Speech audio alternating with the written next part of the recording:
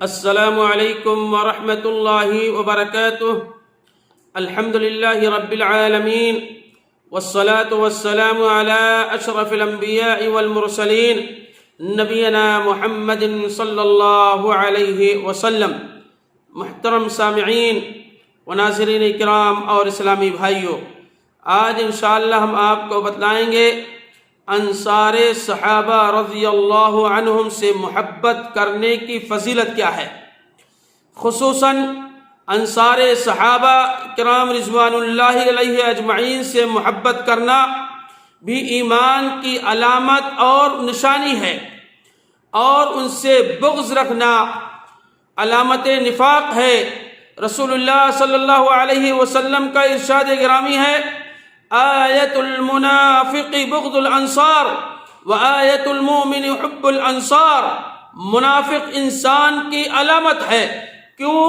وہ انصار صحابہ سے بغض رکھتا ہے، اور مومن شخص کی علامت یہ ہے کہ وہ انصار صحابہ سے محبت کرتا ہے۔ بلکہ جب انصار صحابہ رضی اللہ عنہم عین ایمان ہے، رسول اللہ صلی اللہ علیہ وسلم کا ارشاد گرامی ہے، لا يبغض الانصار رجل يؤمن باللہ والیوم الآخر۔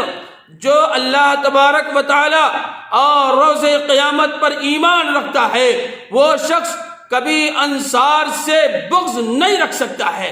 جس کا بھی ایمان ہے اور اللہ پر یقین رکھتا ہے، وہ کبھی بھی انصار صحابہ سے بغض نہیں رکھ سکتا ہے، بلکہ انصار صحابہ سے محبت کرے گا۔ ہمیں اور آپ کو بھی چاہیے انصار صحابہ رضی اللہ علیہ اجمعین سے ہم محبت کریں۔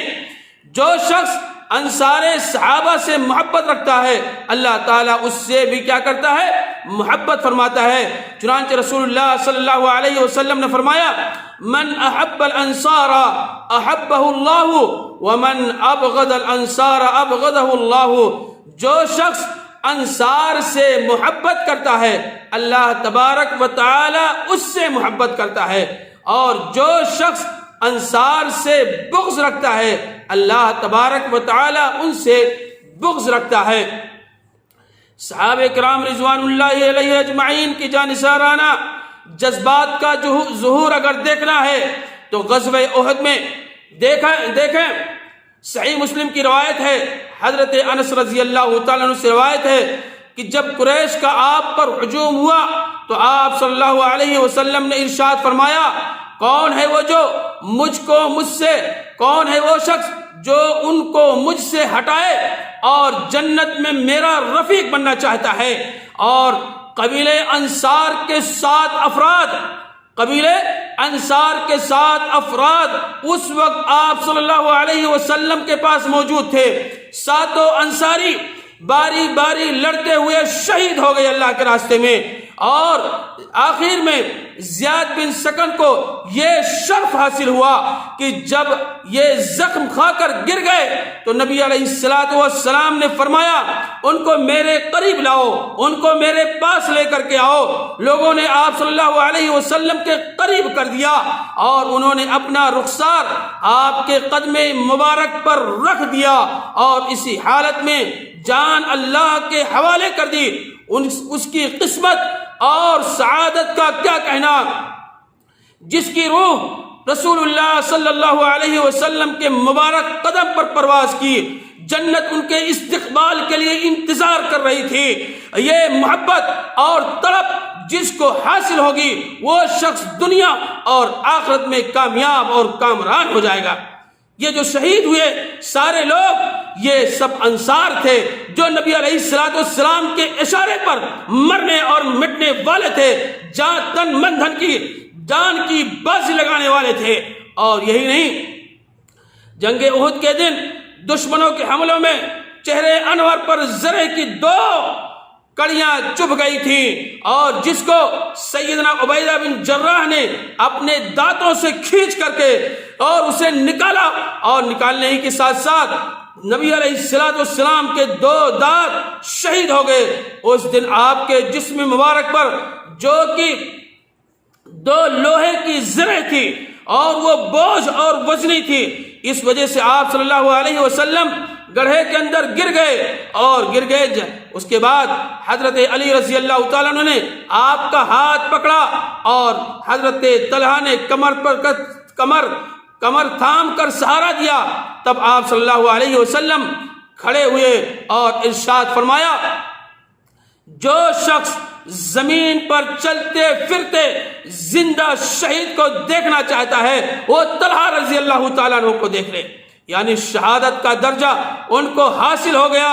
ایک موقع پر جب آپ صلی اللہ علیہ وسلم ایک ٹیلے پر چڑھنا چاہ رہے تھے، مگر نفاحت اور ان کمزوری کی وجہ سے نہیں چڑھ سکے، تو فوری طور پر حضرت طلحہ رضی اللہ تعالی عنہ نے نیچے بیٹھ گئے۔ آپ صلی اللہ علیہ وسلم نے ان پر پیر رکھ کر اوپر چڑھے۔ حضرت زبیر رضی اللہ تعالی عنہ بیان کے مطابق آپ کی زبان مبارک پر یہ الفاظ جاری تھے، اوجب طلحہ نے اپنے اوپر جنت کو واجب کر لیا ہے۔ یہی طلحہ ہیں جن کا ہاتھ رسول اللہ صلی اللہ علیہ وسلم کو کفار کے تیروں سے بچھانے میں شل کر دیا، اور ایک روایت کے مطابق 35 یا 39 زخم احد کے دن ان کے ہاتھوں پر لگے تھے۔ تو عرض کرتے ہیں کہ میرے ماں باپ آپ پر قربان ہو جائیں اے نبی علیہ الصلوۃ والسلام۔ حضرت طلحہ آپ صلی اللہ علیہ وسلم کے لیے ڈھال بن گئے۔ جب آپ صلی اللہ علیہ وسلم کی نظر اٹھا کر دیکھنا چاہتے تو عرض کرتے، میرے ماں باپ آپ پر قربان ہو جائیں، فدا ہو جائیں، آپ نظر نہ اٹھائیں، کہیں دشمنوں کی کوئی تیر آنا لگے، کہیں دشمنوں کی کوئی تیر لگ نہ جائے جس سے میرا سینہ لگ نہ جائے، آپ کو تکلیف ہو جائے۔ میرا سینہ آپ کے مبارک سینے کے لیے ڈھال بنا ہوا ہے۔ یہی نہیں، انصار کے اور بھی ایسے کارنامے موجود ہیں جنہیں اس کو بھلایا نہیں جا سکتا۔ رسول اللہ صلی اللہ علیہ وسلم کے وصال کے بعد صحابہ کرام رضوان اللہ علیہ اجمعین کو جب بھی آپ کی مجلس یاد آتی تو آپ بے اختیار رو پڑتے تھے۔ ایک بار حضرت ابوبکر صدیق اور حضرت عباس رضی اللہ تعالیٰ عنہ انصار کے ایک مجلس میں گئے تو دیکھا کہ سب لوگ رو رہے ہیں۔ سبب پوچھا گیا اور پوچھنے کے بعد بولے کہ ہم رسول اللہ صلی اللہ علیہ وسلم کی مجلس کو یاد کر کے رو رہے ہیں۔